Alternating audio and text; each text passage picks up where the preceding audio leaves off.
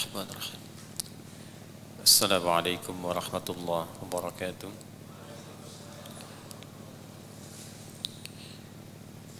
Alhamdulillahilladzi faddala as-sa'imin wa ja'alahum ba'da imanihim minal muttaqin. Wassalatu wassalamu ala rasulillahilladzi hatha 'ala al-i'tikaf wa madahal mu'takifin.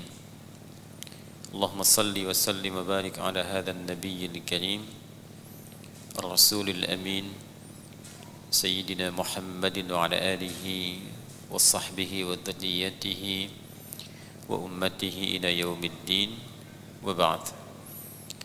Fa ya ahbaballahi wa ahbaba rasulihi sallallahu alaihi wasallam, أوصي نفسي وإياكم بتقوى الله فقد فاز المتقون فلا تموتن إلا وأنتم مسلمون.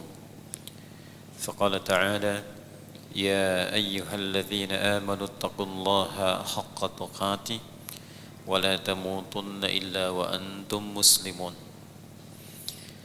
Hadirin sekalian, jemaah i'tikaf, mu'takifin, mu'takifat, semoga kita semua baik yang berada di masjid ini ataupun di seluruh masjid yang ada di muka bumi saat ini, seluruhnya mendapatkan kemuliaan sisi Allah Subhanahu wa taala dan mendapat bimbingan dari Allah dalam memulai i'tikaf ini, sehingga dengan bimbingan itu kita mampu meraih hasil yang diisyaratkan dalam Al-Qur'an dan juga hadis-hadis Nabi Muhammad sallallahu alaihi wasallam.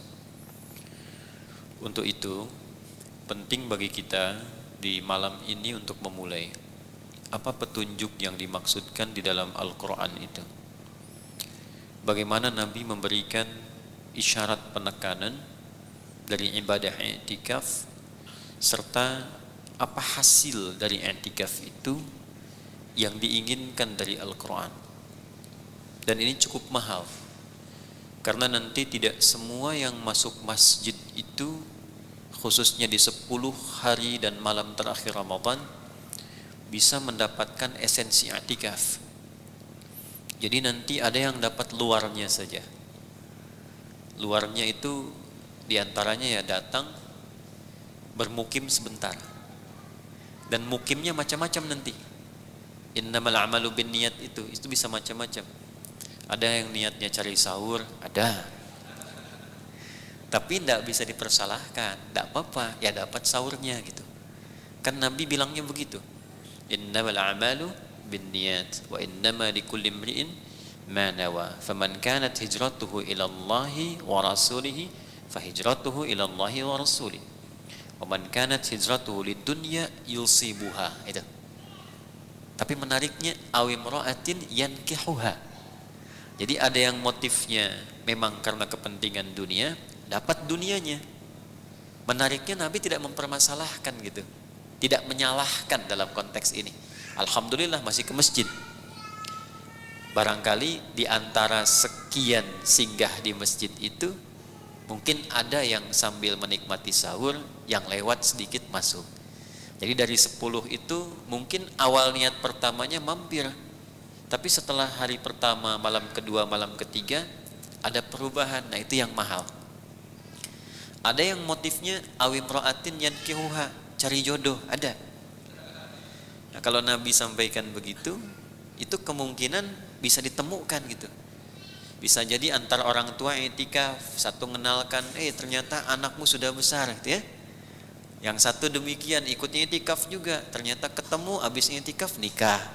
Bisa terjadi. Nah, tapi nanti motif yang paling tinggi itu kalimatnya kan pakai hijrah. Nah ini esensinya. Sedangkan hijrah di kitab Sahih Al-Bukhari, di Kitabul Iman tepatnya, digambarkan oleh Nabi Sallallahu Alaihi Wasallam esensi hijrah itu puncaknya bisa merubah keadaan seorang insan beriman, mukmin, menjadi lebih dekat dengan Allah Subhanahu Wa Taala. Dan itu wasilahnya banyak hijrah itu. Bisa dengan majelis ilmu, bisa dengan berpindah tempat tinggal ke komunitas yang mendekatkan dengan Allah, bisa. bisa merubah perilaku, bisa meningkatkan ibadah, mungkin ruangnya banyak. Nah, i'tikaf ini itu salah satu wasilahnya. Bagaimana kita bisa membaca i'tikaf yang merubah kita hijrah? Ini pengantar yang ingin kita tekankan di malam ini. Mungkin bagi sebagian jamaah ada yang memulai di malam ini. Nah, jadi sebelum dilanjutkan ke depan, kita harus tahu dulu bagaimana Al-Quran memberikan petunjuk sehingga nanti hasil yang didapatkan oleh kita selama i'tikaf memang parameternya itu yang diinginkan. Dan ternyata nanti mahalnya i'tikaf itu bukan pada malam Al-Qadarnya. Ingat itu. Dan esensi Al-Qadar itu salah satunya ditunjukkan nanti pada hasil yang didapatkan setelah menjadi alumni i'tikaf. Salah satunya itu. Nah, sekarang mari kita mulai dulu dengan Quran surah ke-21 Al-Anbiya di ayat 52. Nanti kalau sudah masuk sesi pembekalan dari kami ini, diusahakan masing-masing sudah pegang mushaf ya. Karena kita akan menggunakan Al-Quran, hadis gitu. Kebanyakan seperti itu. Nah, saya ingin buka dengan kisah Nabi Ibrahim alaihissalam. Ini jauh ya, jauh sebelumnya. Nasabnya dari Nabi Muhammad SAW ke Nabi Ibrahim itu cukup panjang. Yang dihitung tidak ada perbedaan pendapat dari ulama, hampir sepakat itu sampai ke Adnan. Ke atasnya ada perbedaan pendapat. Tapi saya pernah hitung setidaknya itu sampai 30 generasi. Muhammad sallallahu alaihi wasallam bin Abdullah bin Abdul Muttalib bin Hashim bin Abdul Manaf bin Qusay bin Murrah bin Kilab bin Ka'ab bin Ghalib bin Fihr bin Malik bin Nadar bin Kinanah bin Khuzaimah bin Mudrikah bin Ilyas bin Nizar bin Mudar bin Ma'ad bin Adnan bin Addi bin Adri bin Muqawwam bin Nahur bin Tarikh bin Ya'rub bin Yasjub bin Nabit bin Ismail alaihi salam bin Ibrahim alaihi salam. 30 generasi. Satu generasinya itu bisa panjang masanya. Dari era Nabi Isa saja alaihi salam, Yesus, Mesiah, Al-Masih, yang lebih dekat ke eranya Rasulullah SAW itu sudah 600 tahun sendiri. Ini ke Nabi Ibrahim, yang kakek buyutnya Nabi Sulaiman, Nabi Daud, Musa ke atasnya. Dari jalurnya nanti Ishak alaihissalam menurunkan Yakub, Yakub menurunkan Yusuf, terus sampai nabi-nabinya Bani Israel. Nah, kita tarik garis sampingnya dari kakaknya Nabi Ishak alaihissalam, dari jalur ibu yang berbeda, Sayyidah Hajar alaihissalam, yaitu Nabi Ismail alaihissalam. Ke Nabi Ismail itu dari Nabi Muhammad SAW 29 generasi. Berarti ke Nabi Ibrahim berapa? 30 generasi. Nah, isu tentang i'tikaf ini itu dimulai awalnya di era Nabi Ibrahim. Ada kejadian begini. Umat di masa Nabi Ibrahim alaihissalam itu begitu fokus menambatkan seluruh area aktivitasnya kepada berhala. Sebelum mengerjakan segala hal ke berhala dulu. Sebelum melakukan tindakan konsultasi ke berhala dulu. Dan menariknya nanti, apapun yang dikerjakan saat dengan berhala ini nggak bisa diganggu, Pak, Bu. Jadi fokus sekali, nggak bisa dipalingkan. Ada 3 jenis berhalanya, dan ini masya Allah, cuma di dalam Al-Quran yang ditunjukkan dan detail spesifiknya berhasil diriset oleh para ilmuwan kekinian dan ditemukan memang di era-era itu di wilayah Mesopotamia itu dekat ke Ur, wilayah Irak sekarang, memang Tuhannya itu bentuk berhala dan jenisnya 3. Kalau di kitab lain cuman kisah saja gitu, ada berhala. Di Quran dijelaskan 3 ini nanti ada yang didewakan, dipertuhankan, bentuknya bentuk dewa gemintang, dewa bintang. Ya, kaukab namanya. Bintang besar. Ada yang menyebut kaukab itu dengan benda langit, planet. Ada yang mengartikan dengan bintang. Kalau spesifik bintang disebut najmun. Jamaknya nujum, ya kan? Ada surat An-Najm itu kan, surah ke-53 itu. Tapi kalau nanti benda langit yang memberikan kelipan cahaya gitu. Ya, baik sifatnya pantulan atau punya cahaya sendiri, itu umumnya disebut dengan kaukab. Ya, makanya planet pun disebut dengan kaukab gitu. Karena itu ada yang menafsirkan kaukab itu di dewa pada masa itu yang didewakan itu ada yang mengatakan Jupiter. Ya, jadi ada yang menafsirkan benda langit, Jupiter, planet, ada yang menafsirkan kemudian gemintang. Yang kedua, Dewi Bulan.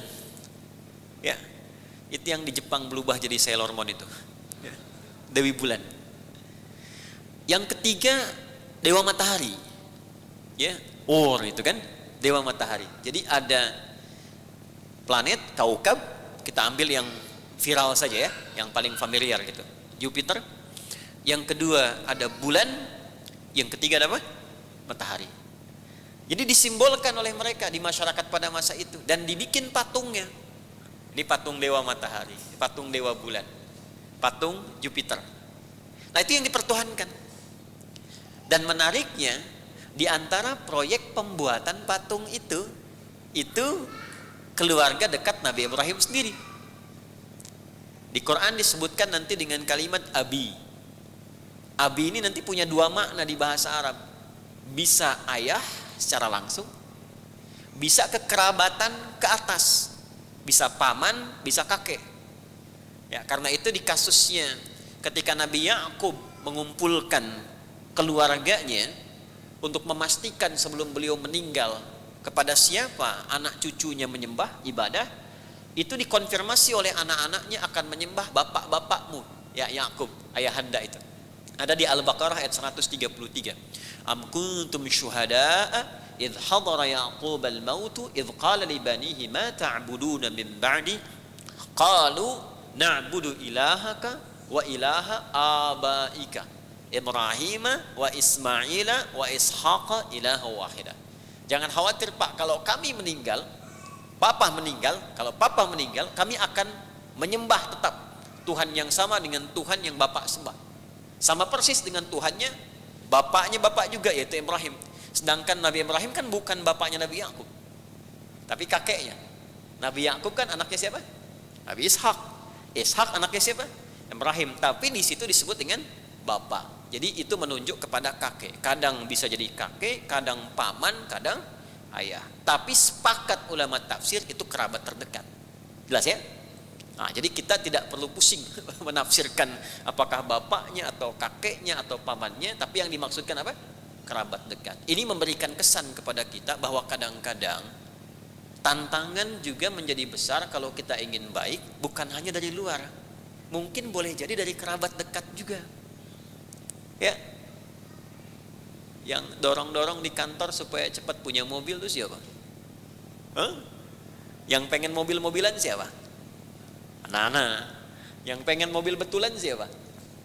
Pasangan hidup, gitu kan? Yang kadang-kadang mau ke masjid, tantangan terbesar selain diri pribadi apa? Kadang di rumah kan? Nah, itu yang dimaksud lingkungan terdekat. Dalam bahasa Arab disebut usta namanya. Makanya nanti yang tertinggi di diri kita disebut aqabah, lingkar terdekat usta, lingkar terjauh ula. Karena itu orang haji lontar jumrohnya kan 3, ya kan? Jumroh aqabah, usta dan ula. Nabi Ibrahim waktu digoda ingin kurban itu kan 3 jalur kan? Pribadinya, digoda istrinya, baru digoda Ismailnya, gitu kan? Nah, saya tarik lagi. Jadi di sini yang dipertuhankan itu 3 pokoknya. Dan proyek pembuatnya itu termasuk kolega dekatnya. Lalu apa yang terjadi? Nabi Ibrahim meriset. Nah, ini jeniusnya Nabi Ibrahim. Nabi Ibrahim itu termasuk yang Nabi Rasul yang tinggi tingkat IQ-nya, sehingga seringkali menganalisis sesuatu dengan logikanya dan dibimbing oleh wahyu. Nah, ini yang benar nih. Ya. Kepintaran yang tidak dibimbing oleh wahyu, yang memaksakan hawa nafsu, itu menjadi iblis. Makanya di bahasa Yunani disebut diabolis. Diabolis itu intelektual yang kebelinger, yang gak dibimbing oleh suara hati. Nabi Ibrahim alaihissalam itu meriset, kok bisa didewakan matahari, bulan, planet ini memang hakikatnya seperti apa. Karena itu beliau memastikan melihat kapan bulan muncul, kapan planet muncul, kapan matahari muncul. Maka dimulailah dengan kegiatan malam. Bulan kan malam kan? Terus yang kerlap-kerlip itu siang atau malam? Malam umumnya. Kalau kita keluar kan subuh-subuh kita lihat Saturnus gitu kan? Ya, kerlap-kerlip sendirian dan seterusnya. Ya. Nah, yang menarik begini. Buka Quran surah ke-6 Al-An'am ayat 76. Nah, ini riset pertamanya. Falamma janna 'alaihi al-lailu ra'a kaukaba. Ada? Nah, maka tatkala malam tiba, melihatlah benda langit tuh, kerlap-kerlip itu. Qala hadza rabbi. Kata beliau, perhatikan cara menafsirkan, menerjemahkannya ya. Awas jangan salah nih. Oh, ini yang dipertuhankan oleh kaumku. Karena Nabi Ibrahim itu kan masuk ke lingkup kaum tadi, ya kan? Maka beliau mencoba menempatkan dirinya bagian dari kaum tadi. Kalau di terjemahan dikatakan ini Tuhanku, gitu kan? Nah, ini yang dimaksudkan, ini yang dipertuhankan oleh kaumku. Jelas ya? Falamma afala, tatkala hilang malamnya, ya, kemudian belum sempat bahkan malam hilang itu menjelang ke fajar, kan itu sudah hilang tuh kelap-kelip planet dan sebagainya itu sudah nggak ada, ya. Maka beliau katakan, saya nggak suka yang tenggelam, kok ikut hilang, Tuhan kok bisa hilang? Ya. Tadinya tampak cahayanya sudah nggak ada lagi gitu, ya. Tadinya terlihat sekarang hilang, berarti kuasanya kan hilang kan? Satu. Kemudian falamma ra'al qamara bazigha qala hadza rabbi. Tatkala nampak bulan, wah ini indah nih. Ini yang dipertuhankan kan ada Dewi Bulan kan? Berarti yang pertama yang Dewa Jupiter gugur ya? Ya kan? Karena hilang, masa yang ini hilang yang lain muncul, berarti yang ini nggak jadi Tuhan dong. Ya, kalau bahasa gampangnya begini, ini yang lain udah hilang yang dipertuhankan, ini yang benar yang mana? Saturnus masih ada kelihatan, ya kan? Bintang masih kelihatan, kenapa nggak dituhankan yang ini sementara yang ini tenggelam, gitu kan? Lalu muncullah rembulan, ini indah barangkali, ini yang dimaksud Tuhan oleh kaumku. Yang hebatnya mungkin ini. Tapi ternyata tenggelam juga, begitu muncul siang, ya kan? Fajar tiba, rembulan hilang kan? Begitu hilang rembulan, wah nggak bisa nih. Makanya dipastikan di ayat 77 itu kembali kepada Allah minta petunjuk, ya Allah berikan petunjuk. Aku khawatir bahwa aku atau bahkan kaumku selama ini salah, ya salah untuk bertuhan. Maka falamma ra'a asy-syamsa bazighatan, tatkala muncul matahari, wah ini mungkin yang dimaksudkan hadza akbar, lebih gede dibanding yang tadi, ya kan? Lebih besar nih. Tapi tatkala matahari pun tenggelam di waktu maghrib, nah disinilah menemukan esensinya. Nah, ini bukan Tuhan nih, kaumku salah. Nggak benar ini apa yang dipertuhankan itu. Maka di sini kisah dimulai. Maka Ibrahim alaihissalam menemukan hakikat sesungguhnya bahwa selama ini yang dipertuhankan oleh kaumnya, yang difokuskan itu, yang diambil menjadi miniatur dewa, jadi dikemas jadi dewa matahari, dewa Jupiter, dewa bulan. Ini yang bentuk bulan aslinya aja tenggelam, yang mataharinya tenggelam, kok bisa yang ini jadi Tuhan gitu. Maka ini yang menjadikan beliau kemudian mendialogkan, ya, dengan kecerdasan intelektualnya kejadian ini dengan menguji kaumnya pada masa itu. Maka tatkala kaumnya itu selesai peribadatan di tempat ibadah mereka itu yang ada banyak patung-patung, maka kemudian teman-teman sekalian, ini yang paling menarik. Ibrahim alaihissalam menguji dulu. Pertama, sebelum selesai dipanggil oleh beliau. Bahasa kita ya. Heran nih, nggak bisa, nggak nengok gitu, nggak merespon, bahkan mengancam bapaknya sendiri atau keluarga dekatnya. Ada yang menafsirkan paman, ada yang bapak, keluarga dekatnya tadi yang membuat patung itu dikonfirmasi oleh beliau tuh. Ya, ketika dikonfirmasi, ditanya, diklarifikasi, marah. Ya, raghibun anta ya an alihati ya Ibrahim. Kamu emang sensi banget, kenapa sih nggak suka? Kalau terus-terusan begitu sewat, nanti kamu bisa dihukum, dilempar, dirajam.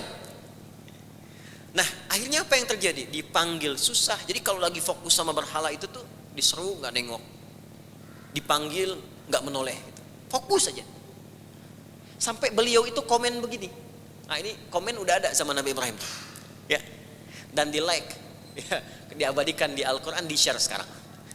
Itu di Quran surah ke 21 tadi, ayat 52. Idh qala li abihi wa qaumihi ma hadhihi at-tamathilu allati antum laha akifun. Ada? Baik. Nih, saya ingin gambarkan dulu begini. Fokus terhadap sesuatu sehingga tak mampu diarahkan kepada sudut atau ruang yang lain, itu bahasa Arabnya kata kerjanya disebut dengan akafa, ain kaf fa, akafa yaqifu. Orangnya, pelakunya, subjeknya disebut akif namanya, akif. Jadi kalau misalnya kita katakan si fulan sedang fokus ke satu titik sehingga kelihatan seperti fokus, dipanggil gak noleh, nah, itu kita katakan huwa rajulun akif ilal amam. Dia sedang fokus ke depan tuh, dipanggil gak mau nengok, itu akif namanya. Jamaknya akifun. Makanya Nabi Ibrahim itu komen ketika melihat kenyataan kaumnya dan kolega juga keluarga beliau itu begitu fokus kepada berhala itu sehingga sulit diingatkan. Komen beliau, ma hadhihi tamathilul lati antum laha akifun. Apa sih hakikat patung-patung ini? Esensinya apa gitu? Dipanggil nggak nengok, diajak bicara juga nggak jawab, ya bahkan tidak memberikan dampak maslahat atau madarat, dikasih sesajen makanan juga nggak disentuh gitu. Ya, akhirnya apa? Puncak terakhirnya ketika menemukan hakikat tadi, maka beliau ujilah kaumnya dengan satu dialektika baru. Apa itu? Ketika keluar kaumnya dari tempat peribadatan, ma'bad itu namanya, masuklah ke situ Nabi Ibrahim, maka diuji oleh beliau dengan cara dihancurkan patung-patung yang kecilnya, sisa yang besar. Ya, yang besar ini ada yang menyebutkan itu yang mataharinya, 3 versi, ada yang menyebutkan bulannya, ada yang menyebutkan Jupiternya. Masing-masing punya versinya. Tapi semua sepakat itu patung besarnya. Maka dikalungkanlah kapaknya itu, ya. Kapaknya dikalungkan di leher patung besar itu, lalu pergi. Hebohlah kemudian. Ya kalau itu diilustrasikan komplek itu heboh gitu. Saya nggak pengen sebut PTM karena nggak ada di PTM gitu ya. Jadi kompleknya heboh tuh, sekomplek tuh. Ini siapa nih, katanya kan Tuhan kita hancur. Unik juga tuh. Kadang-kadang lewat lisan sendiri itu sudah terbukti kekeliruannya. Ya, Tuhan kita hancur nih gitu kan. Maka yang satu ngasih info, ada seorang pemuda yang selalu sewot dengan Tuhan kita itu, yuqalu Ibrahim. Ya, ada sih namanya, katanya kan info-infonya dengar-dengar namanya Ibrahim, maka dipanggillah Ibrahim itu, dibawa ke situ, diinterogasi. Perhatikan interogasinya gitu kan. Ini menarik nih. A'anta fa'alta, apakah engkau yang berbuat ini li alihatina ya Ibrahim? A'anta fa'alta hadza li alihatina ya Ibrahim? Apakah engkau yang melakukan ini kepada Tuhan-Tuhan kami wahai Ibrahim? Kami Ibrahim kan santai jawabnya karena udah riset sebelumnya. Nah, ini inspirasi buat kita. Kalau kita itu biasa riset, punya ilmu, masalah apapun mudah terpecahkan. Jadi ngajar juga kalau ilmunya sudah matang, sudah bagus, nggak repot. Ya, jadi bukan buka Google di pertengahan baru nyampaikan saat masuk majelis ilmu. Ya, tidak. Jadi ada kematangan, dan itu berbahagianya di Islam itu konsepsinya sudah utuh. Nah, yang menarik teman-teman sekalian, Nabi Ibrahim santai aja jawabnya. Tanya aja sama yang besar tuh. Kan kapaknya ada di lehernya. Tuh kan? Kapaknya ada di lehernya. Nah, ini yang menjadikan nanti Nabi Ibrahim sungkan saat diminta untuk ngasih syafaat. Ya, karena merasa menjawab pada sesuatu yang tidak langsung, padahal nggak niat berbohong. Ya kan? Tanya aja sama yang besar, kan mengelak kan? Mengelak ya. Nah, itu sungkan. Makanya nanti syafaat uzma itu di hari kiamat semua mengarahkan pada Nabi Muhammad SAW. Ya. Nabi Adam juga sungkan karena pernah makan buah larangan itu atau mendekati pohon larangan. Ya. Semua Nabi sungkan. Nabi Musa juga sungkan karena pernah nampar orang sampai meninggal. Ya, karena memang kasusnya nggak salah. Semua nggak salah itu pada Nabi itu. Karena ada hikmah tertentunya. Ya, seperti Nabi Adam diizinkan mendekati buah pohon larangan itu untuk ngasih pesan ke anak cucunya. Barokahnya apa? Muncul syariat tobat. Sebab sebelum turun ke bumi belum jadi nabi, baru manusia. Maka memberikan kepada kita pesan, kalau bukan nabi, bukan rasul, berpeluang terjebak salah. Cara tobatnya begini.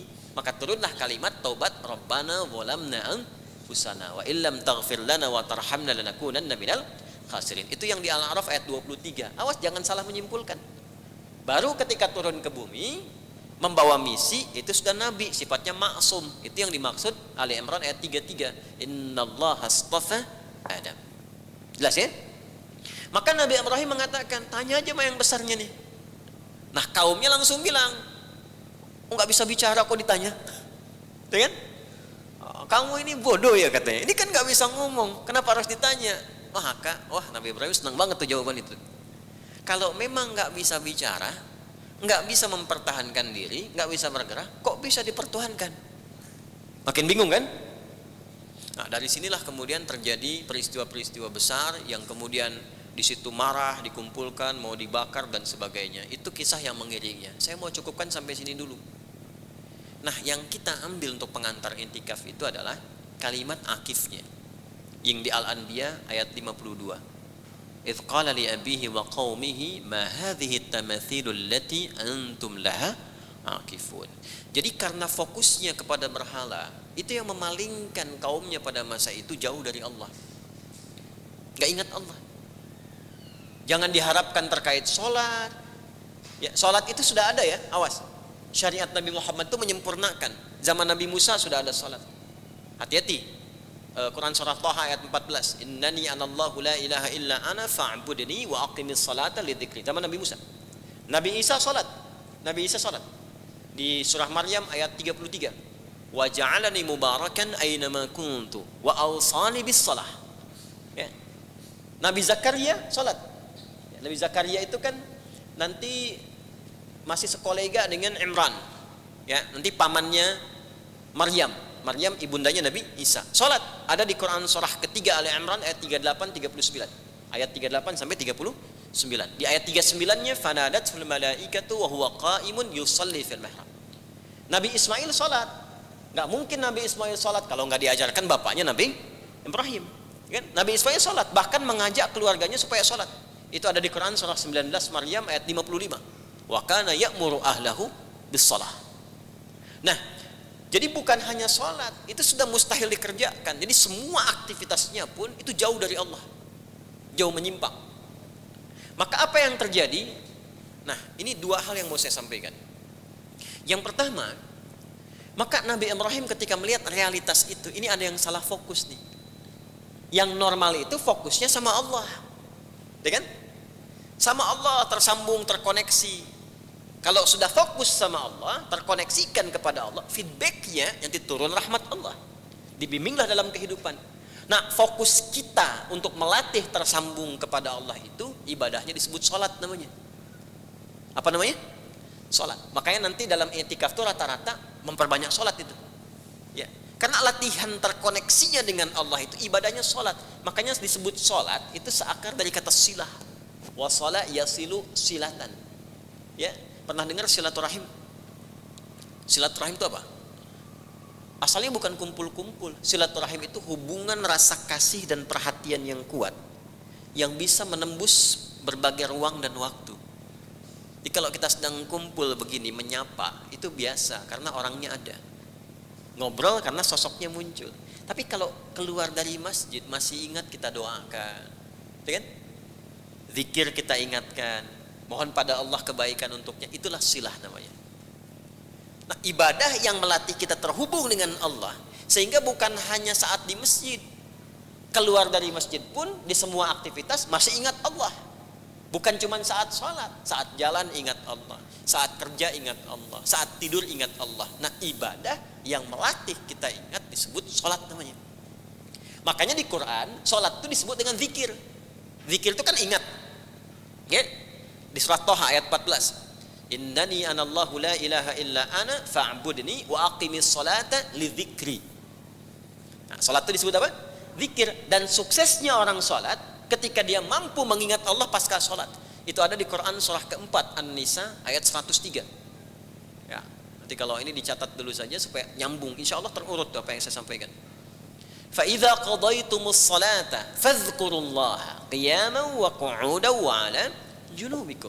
Maka jika telah tuntas kalian kerjakan sholat, cepat nyambung ke Allah, zikir, ingat. Makanya kalau ada orang saat sholat belum ingatnya yang lain, takbirnya Allahu Akbar, tapi selepas dia sedekap ingatnya karcis mudik. Ya, keretahu akbar, bishu akbar, pesawatku akbar gitu ya. Padahal yang diucapkan di lisan Allahu Akbar, kan belum nyambung kan?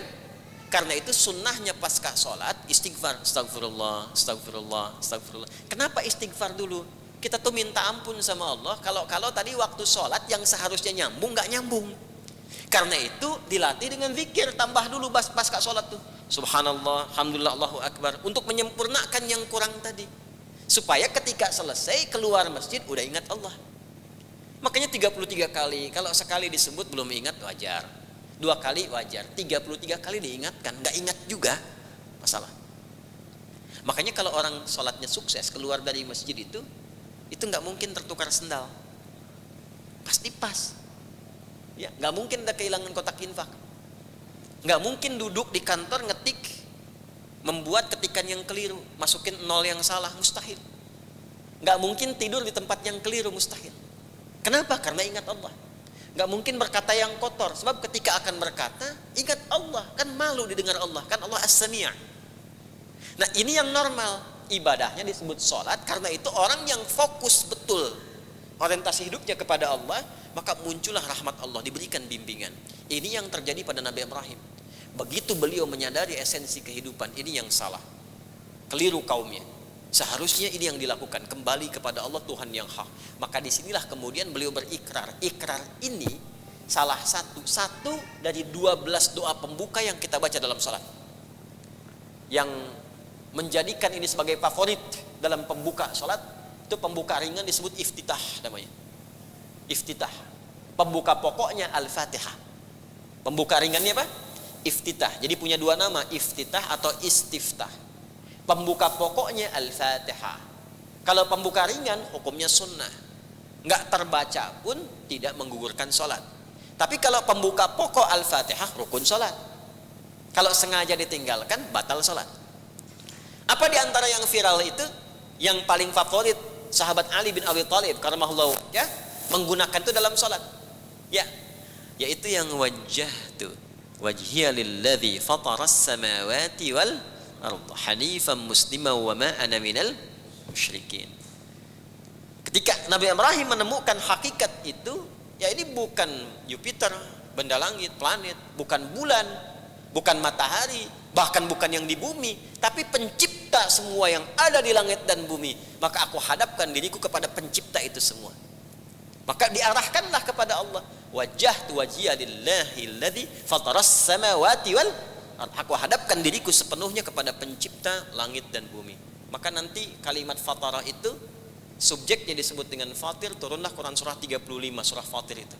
Alhamdulillahi fatiris samawati wal ja'ilil malaikati dan seterusnya, ya, ja'ilil malaikati rusula uli ajnihatin masna wa thulatha wa ruba'. Jadi bukan di An-Nisa ayat 3 saja ada masna wa thulatha wa ruba', di surat Fatir juga ada, ya kan? Teruskan. Jadi ketika beliau fokus meninggalkan apa yang disembah kaumnya, fokus kepada Allah, apa yang terjadi? Ini mahal ini ya, informasi ini mahal sekali. Pindah surah ke surah 19 Maryam. Coba cek ayat 49. Ayat 49, saya coba bacakan, coba dikonfirmasi ya, benar kan? Ada. Falamma i'tazalahum wa ma ya'buduna min dunillahi wa habna lahu ishaq. Ada? Nah, berarti betul ya. Quran surah 19 Maryam ayat 49. Falamma i'tazalahum wa ma ya'buduna min dunillahi. Maka ketika Nabi Ibrahim itu berlepas diri, i'tazal itu berlepas diri, meninggalkan, menjauh. Makanya ada aliran Mu'tazilah itu kan, ya, itu pendirinya namanya Wasil bin Atha. Wasil bin Atha ini muridnya Al-Imam Hasan Al-Basri. Tadinya ahlu sunnah ngaji seperti inilah. Nah, tiba kemudian ada orang datang bertanya kepada Al-Imam Hasan Al-Basri, kalau ada muslim melakukan dosa besar itu nanti ada 7 yang paling pokok, seperti membunuh, sengaja berzina dan sebagainya, itu status di akhiratnya masuk kemana, surga apa neraka? Oleh Al-Imam Hasan Al-Basri ditimbang, karena ulama tuh begitu, nggak cepat langsung begini, enggak, lihat dulu motifnya. Kadang kelihatan ekspresinya apa nih, apakah nguji ataukah sedang ada perasaan tertentu bertanya. Makanya kalau ulama-ulama betulan tuh jarang mau jawab kasus tertentu lewat SMS atau WA, karena nggak kelihatan ekspresinya tuh. Imam Sufyan As-Tsauri kedatangan orang, dia bertanya, hal lil qatili min taubah, pembunuh tuh ada taubat gak? Bisa taubat gak? Kata beliau, lah, nggak ada taubat buat pembunuh. Nah, marah orangnya, pergi. Satu lagi datang dengan kalimat yang sama, persis dua orang datang. Yang kedua itu dia pertanyaan yang sama, halil qatili min taubah, apakah pembunuh itu, seorang pembunuh, ada taubat untuknya? Beliau jawab, ya ada. Naam. Bingung kan jamaahnya tuh, kok jeda cuman sebentar, yang satu datang nggak ada taubat, yang satu datang ada taubat. Jamaah bingung. Maka bertanya, dikonfirmasi oleh beliau. Yang pertama nanya itu, aku melihat tangannya itu menggenggam begini, seperti mau menghunus pedang. Di sorot matanya ada kemarahan. Maka aku menduga dia akan melakukan sebuah dosa besar, tindakan yang berbahaya. Maka aku katakan gak ada tobat untuk mencegah dia berbuat tindakan yang bahaya itu. Makanya ketika keluar dari majlis itu kelihatan, ya, masih memendam amarahnya, ada kesalnya, gitu kan, menggerutu dia, tapi nggak jadi perbuatan itu dilakukan karena dihambat. Sedangkan yang kedua datang itu terlihat rona matanya membawa penyesalan, kuyu gitu, menyesali sesuatu. Maka aku bimbing dia untuk kembali kepada jalan kebaikan. Nah, ini poinnya seperti itu. Maka teman-teman sekalian, saya kembalikan kemudian kepada Al-Imam Hasan Al-Basri tadi. Ketika beliau sedang menimbang, tiba kemudian muridnya Wasil bin Atha langsung ngasih statement berdiri. Dia mengatakan, itu enggak ke surga, enggak ke neraka katanya, tapi di pertengahan, satu tempat antara surga dan neraka. Ini yang disebut manzilah baina manzilatain, teori Mu'tazilah. Gurunya belum jawab. Akhirnya menyimpulkan, saya punya mazhab sendiri. Berpisahlah dari gurunya, mengasingkan diri, memisahkan dari gurunya, bikin mazhab sendiri. Itu yang dikenal dengan Mu'tazilah nantinya. Nah, kata kerja untuk memisah itu namanya i'tazalah. Ya. Kalau jadi aliran disebut apa? Mu'tazilah. Nah, itu bukan bagian dari ahli sunnah. Hati-hati ya. Hati-hati. Itu yang banyak di copy paste oleh rombongan liberal itu. Tapi bukan topiknya sekarang kita membicarakan itu. Nabi Ibrahim di sini digambarkan oleh Al-Quran menggunakan kata i'tizal untuk berlepas diri sepenuhnya. Falamma i'tazalahum wa ma ya'buduna min dunillahi, maka tatkala Ibrahim alaihissalam memutuskan untuk meninggalkan kaumnya itu, kan diancam tuh, mau dibakar, itu kan nanti suratnya panjang lah, mau dibakar, diusir dari situ, pergi dengan istrinya. Nah, saya mau kasih sebentar ya, informasi penting. Itu saat pergi meninggalkan tempat itu dengan maksud mendekat kepada Allah, memisahkan diri dari kaumnya dengan resiko yang banyak itu keadaan istrinya Sarah sudah mendapatkan vonis secara medis tidak mungkin punya keturunan. Sudah masuk masa menopause, dan divonis mandul. Secara medis nggak mungkin. Maka apa yang terjadi? Yang terjadi kemudian Allah kasih isyarat. Jadi ketika ada seorang hamba yang berkorban dalam aktivitasnya untuk mendekati Allah, itu dibalas oleh Allah. Makanya nanti ada syariat kurban. Kurban itu bukan korban ya, hati-hati. Kalau korban, sapi, kambing dia sembelih itu kan, ya, jadi korban sembelihan gitu kan. Nah, kalau kurban syariatnya dari kata koruba, ya, koruba itu sesuatu yang dekat. Ibadah yang melatih kita semakin mendekatkan diri kepada Allah, kurban namanya. Ya, ada bentuknya hewan, ada yang lainnya. Nah, Nabi Ibrahim itu berusaha menjadikan beliau dekat dengan Allah. Kurbannya itu yaitu berpisah dari keluarganya, berpisah kaumnya, diusir beliau dan sebagainya. Maka tatkala meninggalkan untuk mendekat kepada Allah, Allah balas. Yang selama ini divonis oleh medis gak mungkin punya keturunan, gak bisa punya anak, maka diberi kabar oleh Allah. Sejak keputusan itu diambil, wahabna lahu ishaq, kami siapkan untuk memberikan kepada Ibrahim dan Sarah itu seorang anak yang langsung namanya diberikan oleh Allah, Ishak. Jelas? Nanti setelah Ishak muncul Yakub. Ya. Nanti kisah viralnya nanti itu baru isyarat tuh, udah diberitahu oleh Allah akan punya keturunan. Nanti datang keturunannya waktunya ketika malaikat mau mengadab nanti umatnya Nabi Lut alaihissalam mampir ke tempat Nabi Ibrahim, baru di situ keputusan muncul. Tapi sinyal pertamanya itu diturunkan pertama ketika meninggalkan tempat tadi yang banyak penyembahan kepada selain Allah. Jelas ya? Nanti kisah viral disebutkannya ada di Quran surah 51 di ayat ke-24 sampai 30. Ya, di Ad-Dzariyat paling kanan tuh, dari tengah agak ke paling bawah sampai ke bawah. Hal ataka haditsu dhaifi Ibrahim al-mukramin idz dakhalu alaihi faqalu salama qala salam qaumun munkarun faragha ila ahlihi fajaa bi'adlin samin faqarrabahu ilaihim qala ala ta'kulun fa'awjasa minhum khifa qalu la takhaf wa basyaruhu bighulamin alim. Jadi kalau Ishak itu ghulamun alim, ini rahasia ya. Nabi Ishak ghulamun alim, kalau Nabi Ismail ghulamun halim. Ya, Nabi Ishak itu ghulamun alim, cerdas, jenius. Makanya nanti melahirkan keturunan dan umat yang cerdas, tapi banyak yang keblinger. Ya, nanti solusinya di Nabi Ismail alaihissalam ghulamun halim. Balik. Jadi kesimpulannya dua nih. Satu, ternyata fokus yang dialihkan kepada Allah itu pengantar kepada rahmat.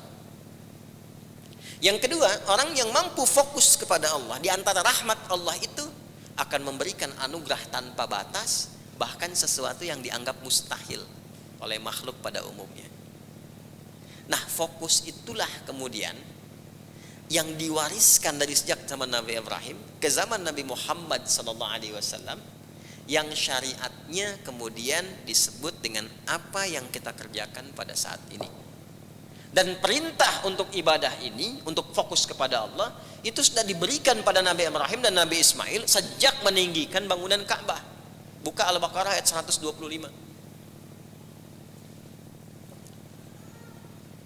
Kalau buka mushaf di kanan di pertengahan tuh.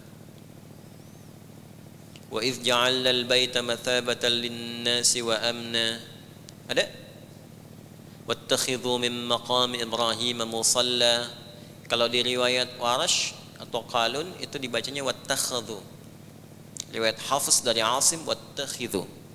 Ya, kita baca pakai riwayat Asim wattakhidhu min maqami Ibrahim musalla. Wa ahidna. Nah, ini dia. Ila Ibrahim wa Ismaila an tahira. Ingat, ra-nya panjang, ini dua harakat nih karena menunjuk pada Ibrahim dan Ismail alaihi wassalam. Jadi kalau waqaf pun di sini an tahira, panjangin dikit. Terus ya? An tahira baitiya lit-taifina wal 'akifin waruka'is sujud. Ya, secara singkat, ketika keduanya Ibrahim Ismail alaihi wassalam sudah meninggikan bangunan Ka'bah yang atasnya hancur di masa Nabi Nuh alaihissalam, maka diperintahkan kepada beliau itu berdua bersihkan area Ka'bah itu, rapikan. Untuk siapa? Satu orang tawaf, kedua orang akif. Ya, akifin itu orang yang mau fokus mendekat kepada Allah. Makanya orang kalau dekat Ka'bah itu kan pengennya fokus kan, fokus ibadah, fokus zikir, fokus doa. Nyata itu kena semua. Ya, makanya pembukanya wa idz ja'alna al-baita mathabatan lin-nasi wa amna. Kami telah tetapkan di Ka'bah ini pusat spiritual, titik tengah dalam berkehidupan dan tempat yang menenangkan. Tenang kalau udah nyampe sana tuh tenang gitu. Tapi ketenangan itu bisa diraih esensinya dengan apa? Dengan ibadah, fokus pada Allah. Karena itu pertama tawaf, kedua fokus untuk ibadah, dan ruka'is sujud, ya, untuk yang sholat. Itu semua saling berhubungan. Kemudian kalau kita ingin bertanya, ya Allah, ya Rasulullah SAW, kami ingin fokus itu bagaimana caranya? Kita ingin fokus kepada Allah, ingin fokus supaya dekat dengan Allah, fokus ibadah, sehingga dapat rahmatnya, dibimbing, ya kan? Kalaupun ada yang susah diringankan oleh Allah, bukan nggak punya masalah. Jadi sebelum masalah itu dilalui, udah diringankan oleh Allah, bukan nggak punya masalah. Nggak ada manusia hidup nggak punya masalah, nggak ada. Ya, saya, Anda, kita saat ini pun merasa nyaman, belum tentu nggak punya masalah, punya. Ya. Tapi nanti ada orang-orang yang diringankan masalahnya oleh Allah sehingga seakan-akan nggak punya persoalan. Maka kita bertanya bagaimana caranya? Jawabannya kan tadi ada di era Nabi Ibrahim, fokus kan? Masih ingat, fokus itu kata kerjanya apa? Akafa. Orangnya apa? Akif, kan? Kalau kita ingin merubah itu ke dalam bentuk usaha yang sungguh-sungguh, yang serius, untuk fokus benar-benar serius, benar-benar sungguh-sungguh, maka di ilmu sharaf Nanti ada nahwu, ada saraf. Saraf itu ilmu tasrif, membentuk derivasi. Ada turunan 12 derivasi. Jadi setiap satu kata bisa melahirkan 12 makna. Tambahkanlah alif. Hamzah wasol nanti kalau dibaca di awal katanya, dan sisipkan ta di pertengahannya. Jadi kalau tadi kafa, ain, kaf, kemudian fa, tambahkan alif depannya. Jadi hamzah wasal. Jelas? Kemudian sisipkan ta di tengahnya. Ya paling gampang lah setelah ain kasih ta. Yang tadinya kafa jadi i'takafa. Jelas ya? Yang tadinya kafa jadi apa? I'takafa. Jadi kalau akafa itu fokus, i'takafa itu berusaha sungguh-sungguh untuk fokus. Masdarnya, sifatnya, karakternya itu disebut i'tikaf namanya. Sama dengan istaghfara, itu kata kerjanya. Sifatnya disebut istighfar. I'takafa, kata kerjanya. Sifatnya disebut apa? I'tikaf. Jadi dari sini kalau kita mengaji kata i'tikaf, itu bukan sekedar kemudian ibadah yang pada umumnya dioptimalkan saat Ramadan dan disunnahkan oleh Nabi SAW sampai beliau meminta kepada umatnya untuk kencangkan ikat pinggang. Semakin serius lagi, semakin sungguh-sungguh lagi. Jalannya lewat apa? Lewat i'tikaf. Jadi ketika disebutkan syariat i'tikaf itu bukan sekedar datang ke masjid lalu tinggal sementara lantas pulang, tidak. Lihat perubahannya. Antara masuk dengan pulang itu ada hasil nggak? Ya, makin dekat dengan Allah tidak? Jadi kalau Anda datang, boleh mau sementara, kan ada dua, ada yang sementara, ada yang menetap siang dan malamnya. Sementara itu umumnya mengambil malam. Jadi siangnya masih ada kesibukan, boleh, dalam riwayat ada disebutkan, ada yang berkonsultasi bagaimana siang masih bekerja, ambil sebagian malamnya. Jadi, malamnya boleh ambil, silahkan. Nanti siang kerjakan lagi aktivitas. Kalau sudah lapang, silahkan siang malam tinggal. Tapi tinggalnya bukan pindah tempat. Bukan pindahkan bantal di rumah, bawa ke masjid, bukan. Bukan cari posisi yang menentukan prestasi. Ya, tapi posisi yang mengangkat prestise kita di hadapan Allah. Prestasi ibadahnya bagus, prestisenya tinggi. Jadi begitu masuk itu keluarnya beda. Orang yang sukses itikaf itu begitu keluar masjid, selesai itikafnya terjadi perubahan dalam dirinya. Lebih senang mendekat kepada Allah. Lebih banyak lagi ibadahnya. Lebih banyak lagi baca Al-Quran. Lebih banyak lagi sholat sunnah. Hidupnya mulai tertata, nggak cari banyak masalah, nyikapi harta proporsional. Nggak ada lagi sekarang berangkat gelap, pulang gelap, semua dunia aja, tidak begitu. Maka i'tikaf itu kemudian disusunlah oleh para ulama kurikulumnya berdasarkan petunjuk Nabi Sallallahu Alaihi Wasallam. Satu, nah ini yang penting nih. Ini belum dapat ya tulisan saya yang singkat itu. Nanti ini ada sinopsis, insya Allah saya coba cek di filenya, masih ada, nanti bisa di print, bisa dibagikan. Satu, ini nggak usah ditulis, satu gitu, nggak usah. Simak dulu aja ya, nanti silahkan disimpulkan sendiri. Saya mau sedikit flashback sebentar. Masih ingat gak tadi teman-teman sekalian, waktu zamannya Nabi Ibrahim itu fokusnya ke apa? Berhala kan? Nah, berhala itu bawaan dunia atau akhirat? Baik, mendekatkan kepada Allah atau menjauhkan kepada Allah? Nah, semua yang menjauhkan dari Allah, yang menarik kita kepada aspek dunia dan lupa dengan akhirat, itu masuk kategori berhala. Jelas ya? Kalau dulu wujudnya timsal, patung, tamathil. Sekarang yang menjauhkan dari Allah itu sesuatu yang melampaui batas, yang lewat batas. Batasnya sebenarnya ini nih, jangan dilewatin, kalau lewat salah, akhirat gak dapat. Ini ada jurang nih, jangan dilewatin. Dari kasih tahu jangan lewatin, dilewatin, jatuh kan? Kan? Jadi masalah tuh. Melewati sesuatu yang terlarang, batasnya disebut hudud, haddun jamannya hudud. Melewati itu semua disebut dengan togo namanya. Togo. Pelakunya disebut toghin, jamaknya disebut togut. Nah, jadi togut itu asalnya segala aktivitas yang menjauhkan kita dari ketentuan-ketentuan untuk mendekat kepada Allah. Yang harusnya sholat jadi nggak sholat, yang seharusnya zakat jadi nggak zakat, yang seharusnya adil menjadi tidak adil, yang seharusnya kemudian kita bersikap lemah lembut jadi kasar, bergeser dari ketentuan Allah, sikapnya melampaui batas. Itu disebut dengan taghut. Jelas ya? Makanya dilawankan di dalam Al-Quran dengan ketentuan Allah. Itu ada di Quran surah kedua Al-Baqarah di ayat 257. Paling kanan tuh sebelah atas. Allahu waliyul ladzina amanu yukhrijuhum minadh dhulumati ilan nur.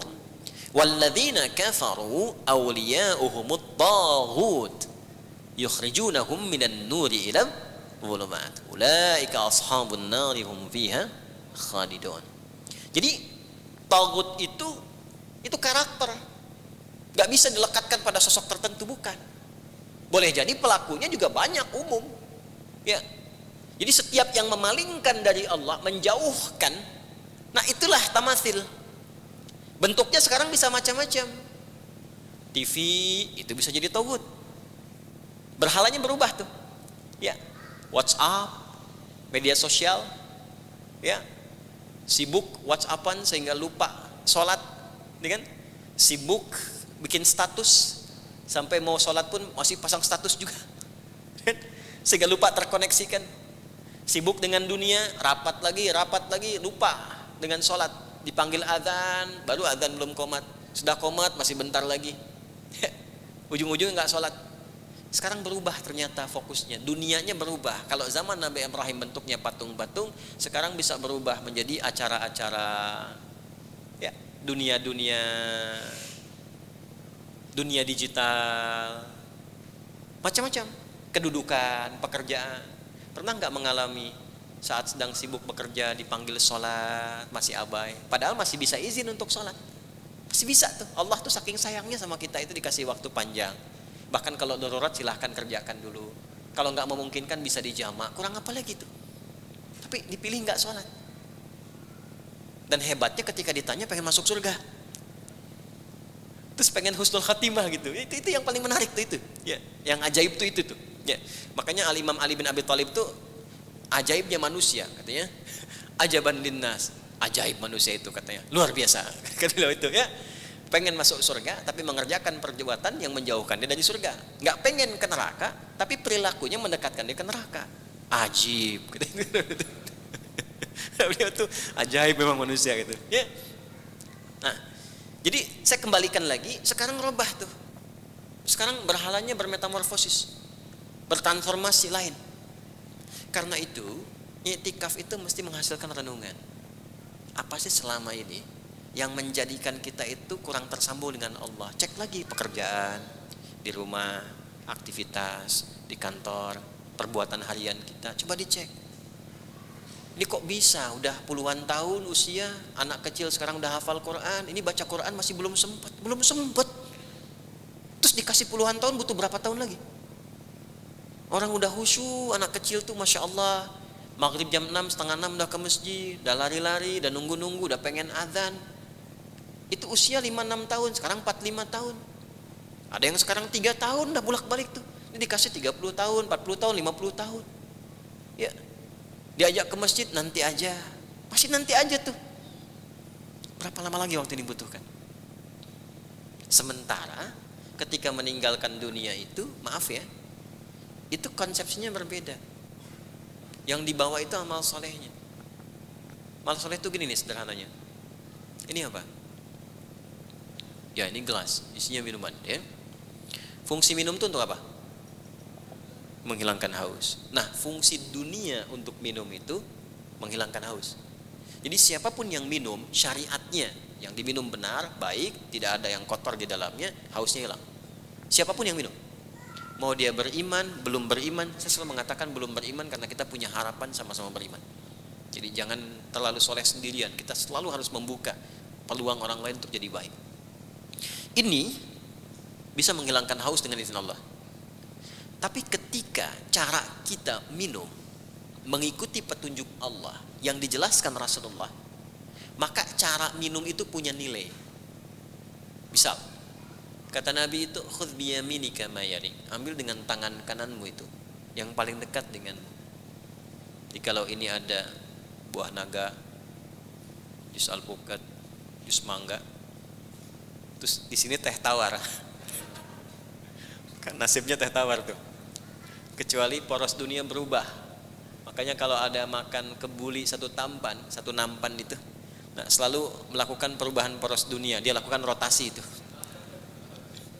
Saya punya kawan di Tripoli, orang Pakistan, dimakan begini, dia cerita tuh, kebetulan kadar Allah ayamnya dekat sana tuh, yang ini pintar, dia ajak ngobrol sambil dia putar-putar begitu, ayamnya pas di posisi dia, tapi kawannya lebih pintar lagi, begitu mau makan dia bilang, akhi, kembalikan dunia pada porosnya, dia putar lagi tuh. Khudh biyaminika ma yalik, ambil dengan tangan kananmu, fasammillah. Di riwayat lain faqul bismillahirrahmanirrahim, riwayat lain faqul bismillah. Makanya nanti ada yang paling pendek bismillah. Kalau mau lebih lengkap, kalau saya sarankan bismillahirrahmanirrahim. Kecuali kalau kepepet banget gak bisa sampai ke situ karena cepat banget ya, minimal bismillah. Kalimat bismillah itu yang menjadikan perbuatan minum punya nilai di sisi Allah. Maka berubahlah perbuatan itu, bahasa Arab perbuatan itu amal namanya. Amal itu perbuatan namanya. Minum itu perbuatan. Setiap orang bisa minum, ya kan? Sepanjang ada yang diminum. Tapi ketika dikerjakan berdasar petunjuk Allah dan Rasulullah tadi sallallahu alaihi wasallam, maka berubahlah amal ini menjadi amal yang dibenarkan oleh Allah dan Rasulnya. Amal yang dibenarkan oleh Allah dan Rasulnya itu disebut dengan sholih namanya. Maka muncullah apa yang disebut dengan amal saleh. Setiap perbuatan amal saleh punya nilai, namanya hasanah. Itu yang ada di Al-An'am ayat 160. Man jaa bil hasanati falahu asyru amthaliha. Maka ketika ini contoh saja ya. Ya, kalau mau ditiru boleh, tapi disarankan ada minumannya, bukan pura-pura. Ya, ini contohnya begini. Kita buka dulu ya supaya real, contohnya kan jelas gitu. Bisa dibacakan bismillahirrahmanirrahim. Minum. Alhamdulillah rabbil alamin. Usahakan minum bismillahirrahmanirrahim, selesai alhamdulillahirabbil alamin. Maka riwayatnya mengatakan enggak ada celah sedikit pun setan untuk mendapatkan bagian. Dan walaupun yang diminum cuma seteguk, itu jadi energi. Makanya ulama tuh jarang makan minum banyak, itu jarang. Jarang sekali. Dan biasanya kalau lagi ceramah itu hampir nggak makan nggak minum, karena nggak mungkin ceramah sambil makan. Itu jarang sekali. Ya, nah saya mau katakan ini dituliskan 10, insya Allah berdasar keikhlasan nanti. 10 itu ngitungnya jangan begini 1, 2, 3, 4, 5 sampai 10, tidak. Di hadis Muslim itu baru datang ke masjid nih kalau mau niat ibadah itu dapat 25. 1 keduanya 500 tahun, 2 ketiganya 500 tahun, 3 keempat 500 tahun. Mahal sekali. Dituliskan 10. Setiap kita meniatkan ibadah tulis 10. Nah, hasanah ini yang melahirkan poin. Poin tadi yang 10 disebut ajrun namanya. Ajrun. Ya, ajrun. Jadi ajrun itu bersanding dengan amal soleh. Lahum ajrun ghairu mamnun. Di mana kalimat ajrun bersanding dengan amal soleh? Di Al-Isra, Quran surah ke-17. Coba lihat ayat 9. Coba dicek 9, betul gak tuh? Paling kanan atas. Inna hadzal Qur'ana yahdi lillati hiya aqwam. Ada ayatnya? Ada? Inna hadzal Qur'ana yahdi lillati hiya aqwam wa yubashshirul mu'minina alladzina ya'maluna as-shalihat. Awas, ini amal solehnya. Dan memberikan kabar gembira. Sungguh Quran ini kalau digunakan sebagai acuan akan selalu memberikan petunjuk kepada yang terbaik. Jadi kalau Bapak Ibu memosisikan Quran jadikan kurikulum.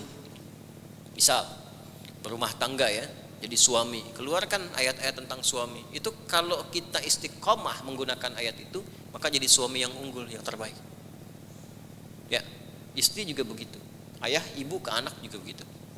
Wa yubashshirul mu'minina alladzina ya'maluna as-shalihat, dan memberikan kabar gembira di dalamnya ada informasi bagi orang yang yakin insan beriman yang dengan imannya menuntun dia beramal saleh. Apa yang dia dapatkan? Annalahum ajran kabira. Dapat ajrun tuh. Banyak. Jadi orang beriman tuh kalau banyak amal solehnya, banyak kumpulan pahalanya. Nah nanti Bapak Ibu sekalian, semua perbuatan dunia kita kalau jadi amal soleh itu punya poin hasanahnya. Hasanah ini yang dikonfirmasi di akhirat. Di dunia dan akhirat itu yang langgengnya hasanahnya. Ininya nggak nyampe. Airnya diminum keluar lagi jadi kotoran. Gelasnya, ya jangankan ke akhirat, ke alam kubur aja nggak dibawa. Saya berapa kali dengan izin Allah gitu, alhamdulillah diizinkan nganter ke kuburan. Saya nggak pernah lihat tuh ada insan beriman orang Islam dikuburkan gelasnya misalnya ikut, handphonenya ikut gitu, ya terus barang berharganya ikut, nggak pernah saya lihat. Ternyata ke kuburan pun nggak ikut. Dan yang viral kan hadisnya itu 3 mengikuti, ya kan? 2-nya pulang, 1 bertahan kan? Yang 2 itu kan para pengantar, ya kan? Kemudian kerandanya atau ambulansnya, sisanya kan amal solehnya. Jadi yang terbawa pindah dimensi itu ya hasanahnya tadi sampai ke akhirat. Itu yang ditimbang. Makanya kita tuh sering doa supaya semua perbuatan kita jadi hasanah. Jadi hasanah supaya di akhirat hasanah itu dilihat lagi. Ya, coba doa paling favorit di Indonesia lah, sampai disebut sapu jagat itu kan. Ya, menyapu kehidupan dunia, di akhir jagat nanti bisa terlihat lagi. Apa doanya? Bana atina fid dunya apa? Hasanah. Untuk apa di dunia dapat hasanah? Wa fil akhirati hasanah. Jadi kita bermohon supaya di dunia itu semua jadi amal soleh. Ada nilai, yang nilai itu dikonfirmasi di akhirat. Konfirmasi itu yang membebaskan kita dari ancaman neraka. Waqina adzabannar. Itu ada di Quran surah 2 Al-Baqarah ayat 201 itu. Paling bawah itu, ya di sebelah kanan agak ke bawah. Wa minhum may yaqulu rabbana atina fid dunya hasanah wa fil akhirati hasanatan wa qina adzabannar. Ulaika lahum nasibum mimma kasabu wallahu sari'ul hisab. Ya, kata Allah itu pilihan. Kalau kalian cuma pengen dunia, ya silahkan dunia. Makanya di ayat 200-nya dunia tuh. Wa minan nasi may yaqulu rabbana atina fid dunya wa ma lahu fil akhirati min khalaq. Dia ada yang pengen dunia saja, ya silahkan, itu pilihan. Tapi kalau pengen akhirat terkonfirmasi, lakukan amal soleh. Nah sekarang refleksi pertama dari i'tikaf itu merenung. Ini sampai kita i'tikaf malam ini, berapa persen yang sudah jadi hasanah? Kalau istri saya Ustaz 100%, karena namanya hasanah gitu. Itu bukan amalan. Coba cek. Ibu mendidik anak itu, saya tanya nih ya, ibu nih ya sama bapak nih. Kadang ada yang dibawa juga ke sini. Alhamdulillah. Tinggal disesuaikan, dikondisikan dia.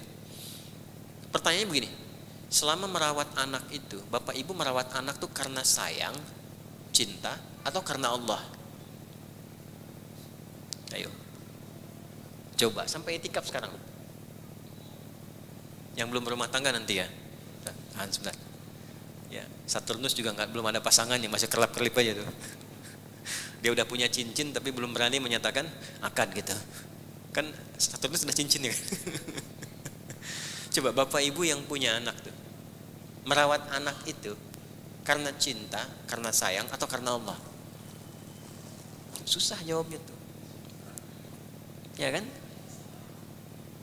Nggak salah, karena cinta itu nggak salah, boleh. Tapi kalau punya iman, cinta itu kemudian dikreasikan bentuknya menjadi ridha Allah, maka paripurnalah cinta itu. Ya, maka kalau dilakukan karena Allah itu nggak mungkin memberikan kepada anak atau memakaikan kepada anak atau mengarahkan kepada anak apa yang Allah tidak senang, itu nggak mungkin.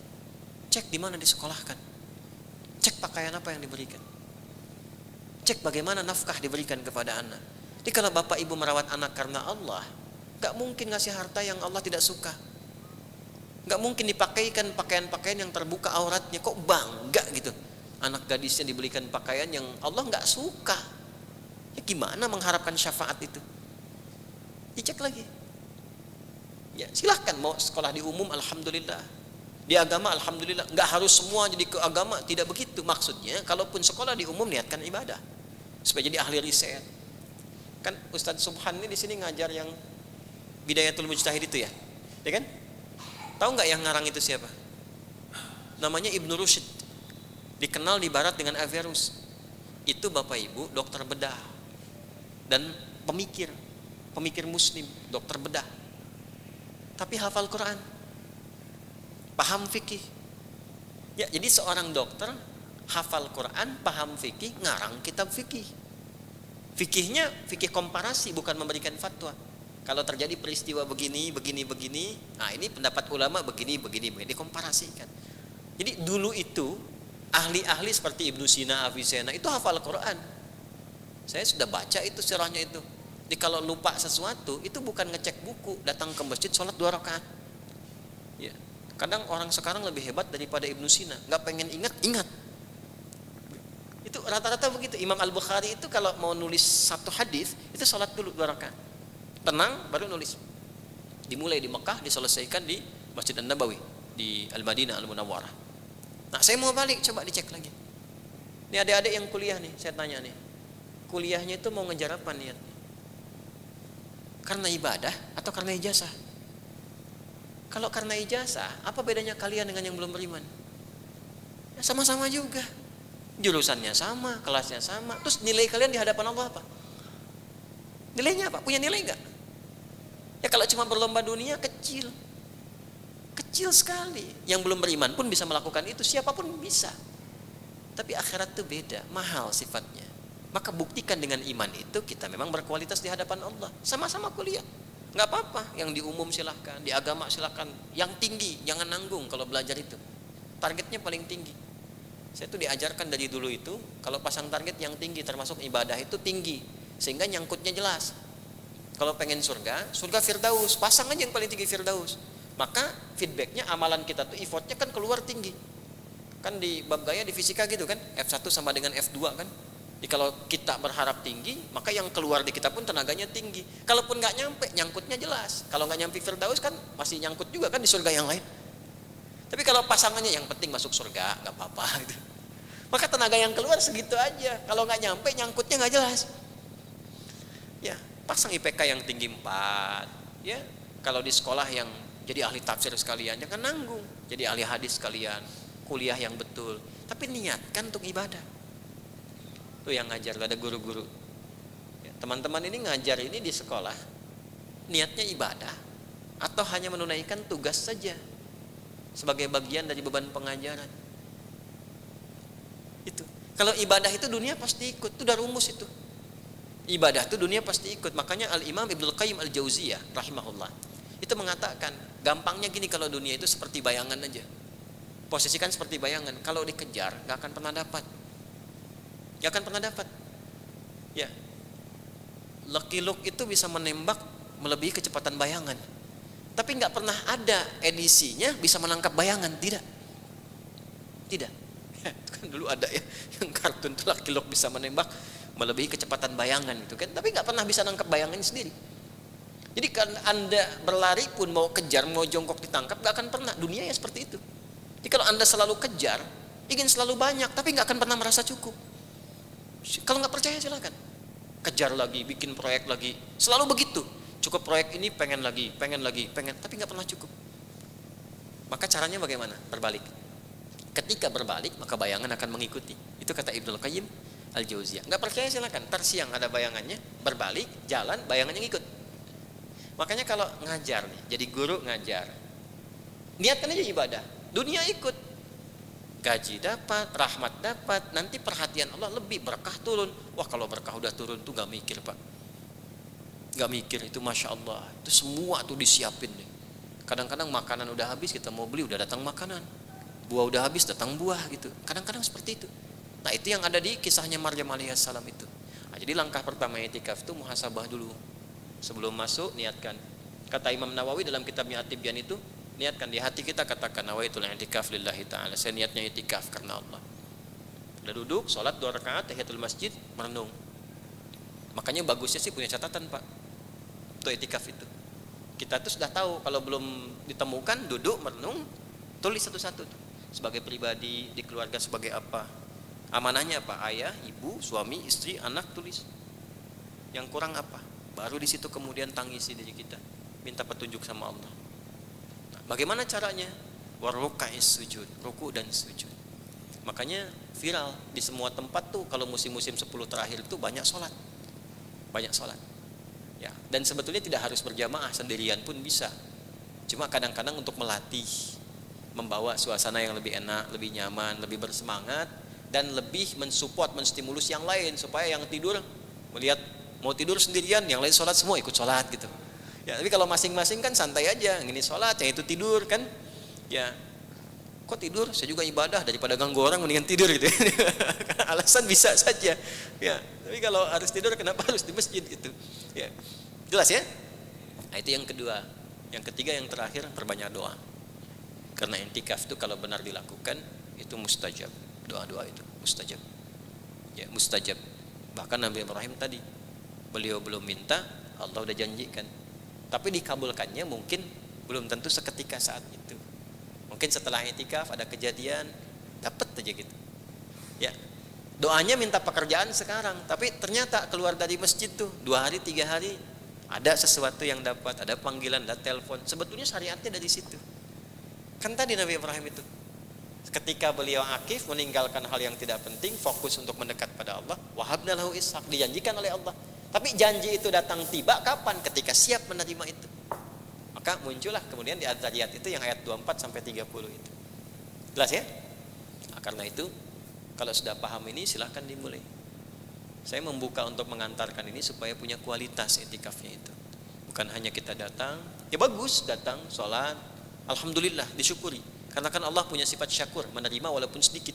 Insya Allah diterima sepanjang niatnya bagus, baik. Ya, tapi selalu harus ada pembeda. Karena Allah pun dengan rahmannya itu menginginkan kita dunianya nyaman, akhiratnya sukses. Ya, dunia nyaman, akhirat sukses. Saya kira itu yang saya antarkan di pertemuan kali ini. Mudah-mudahan bermanfaat. Digunakan waktu sebaik-baiknya, bisa istirahat sejenak, kemudian hidupkan malamnya. Harus punya target. Hal yang nggak penting jauhkan dulu.